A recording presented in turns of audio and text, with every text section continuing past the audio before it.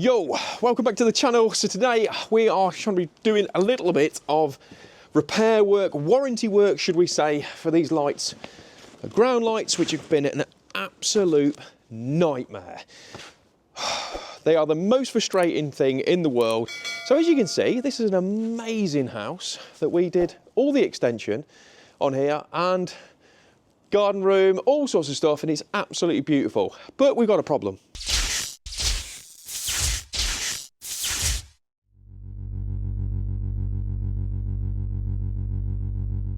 So we've landscaped all the garden, as you can see, and part of that landscaping is putting in some subtle lighting. So we've got some ground lights here, which we've got all the way down here and that way, and they've been nothing but problems. So the way we controlled these lights was via we set up a smart switching system.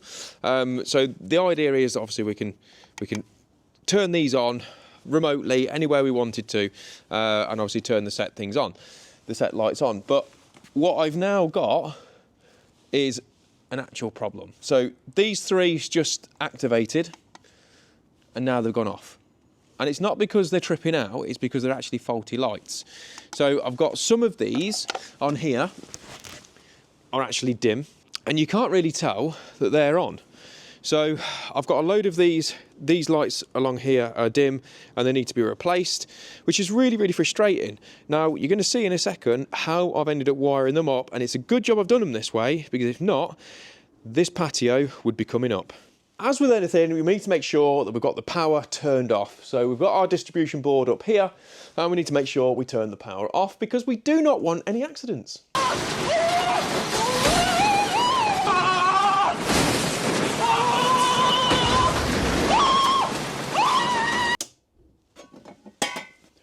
Beautiful. First and foremost, I want a bit of a shout out to the client for straight away making a tea. These have actually been spot on for tea making throughout the entire process of this build. So thank you very much.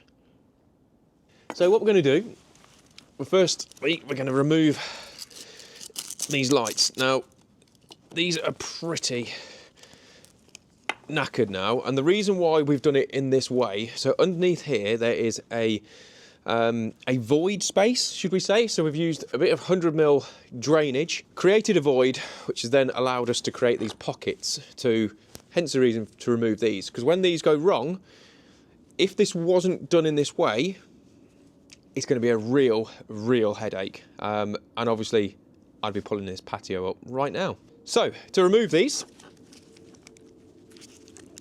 you pull the collar back.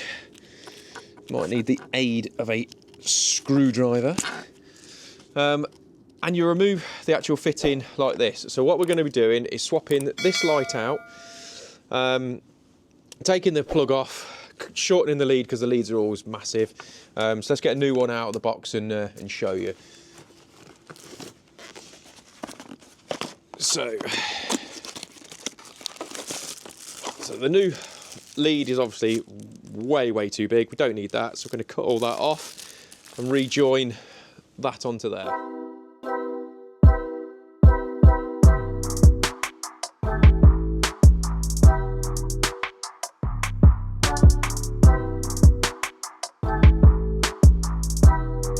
So that's the first one made up, and a little bit fiddly, but what I'm going to do is I'm going to get them all powered up, all wired up, powered up, wired up, outfitted like this before I connect them all up, make sure there's nothing else untoward, and then we can show you inside my hole. Oh, this job's just going from bad to worse. So we're on to the second one, and not only have we got a light fitting failure, we've also got a connector failure. So these connectors are designed to be submerged, and I think we can safe to say that is not good. So my options are now, have I got another one? Find out why the fitting has failed, that actual fitting, because that is not good and it's very annoying, and I don't really understand why. So we're going to look into that, but still got to fit the new plugs on there. So I'm going to go and check in the van, see what I've got. I don't think I've got any different fittings. It could be something that the seal's not quite right in there, but we'll have a little look into it. But as you can see, we've now just stripped out all the lights all the way down. So I spoke to the client and said, have you not had any issues with tripping out or anything like that? And they've said, actually, it had started to trip out intermittently. And I am not surprised, because that fitting failing with that amount of water in it, it was a recipe for disaster. So I've took all the lights out now, and there's a couple fittings there that are not fantastic. So we're just going to replace the lot. Nothing we could do, just going to have to suck it up and get them all swapped out. What an absolute nightmare. I'm going to let you know my thoughts on this at the end of the video, of what's the course of action and what's left to do for something like this. So make sure you stay to the end. If you're new to the channel and you haven't yet subscribed, for more wonderful electrical adventures like this, make sure you subscribe to the channel. Link is in the corner, and wish me luck. I got nightmares in my head, I fear that the thoughts build up until I can't hear, that my mind fills up into a creature, and it haunts me somewhere much deeper. Anxiety, filling up every space, no privacy. And silently, it could build and build until you finally see, whoa, it's taking over, damn, no closure, moving closer. No exposure, I just wanna be a loner. Some can't stay sober, looking over all their shoulders. Okay, so I've had a good rummage around in the van, and as expected, I haven't got another fitting.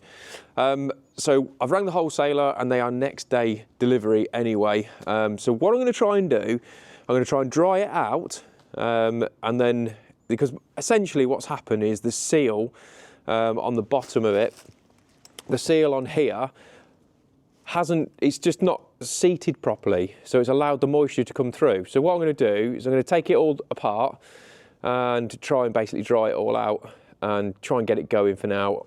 I've ordered a new one. I'll come back and I'll swap that one out, but try and remember which one it is, which will be a bit of a pain. So let's go to the van, go and get some heating stuff, and see what we can do.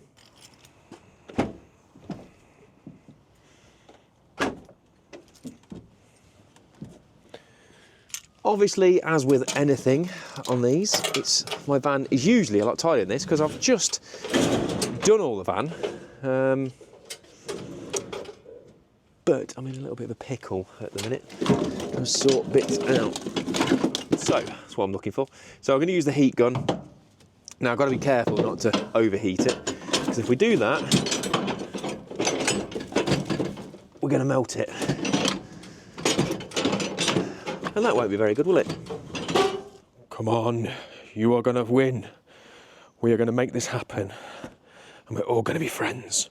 Oh.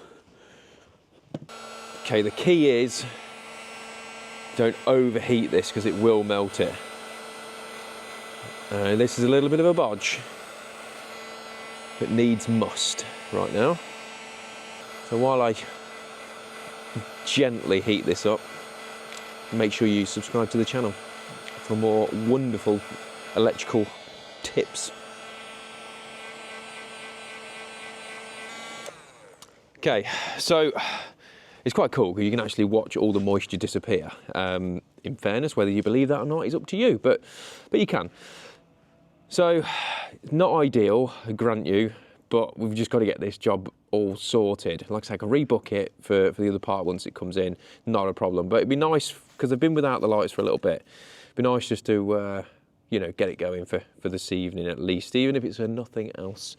So that end's dried, so I can just build that back up. And then I've got to dry this end out, this connector, and then we can get that finally fitted. So, right, back in a second. Okay, so we've successfully dried that connector out, so that's all done now. We've now got all those other ones all ready to go, so we're now got to start fitting the lights back in place, which I'm now going to start plugging in and working from one end to the other. And then fingers crossed, we'll all be good.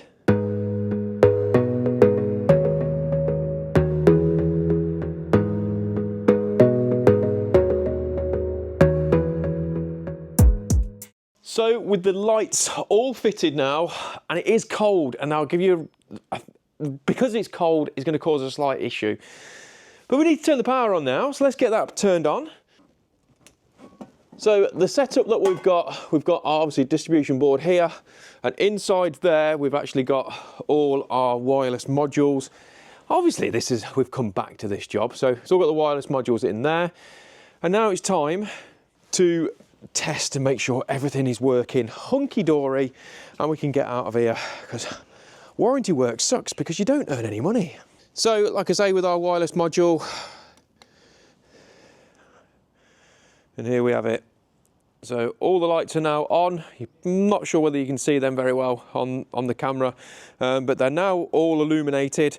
And thankfully, that drying method has worked. And we might as well, while we're here, make sure everything's all working. So we've got this set down here all on now, and we've also got the wall. The lights all along the bottom here are all now nicely illuminated, and we can get out of here. So as I said at the start of the video, would I be fitting these again? And the answer to that, would I be fitting these ground lights to any other job? The answer is no. And the reason why is because for some reason there's so many issues with them. We've had so many breakdowns with them, and it's not just, this is just a random event. This has happened multiple times. And we can't figure out for the life of me why these light fittings fail so much, because these are designed to be driven over, mounted into your driveway, and they don't last. They really don't last. Now, so much so that we built another house just across the road here, and that has also got another one failed on me, which I'm going to go around and have a look at in a minute. So theory, yes, they look amazing when they're on, they really do, but they don't last, and we have so many issues. So if you're asked to do ground lights like this sunk into your patio, if you don't install them the way that we've done them, you're asking for a whole world of problems.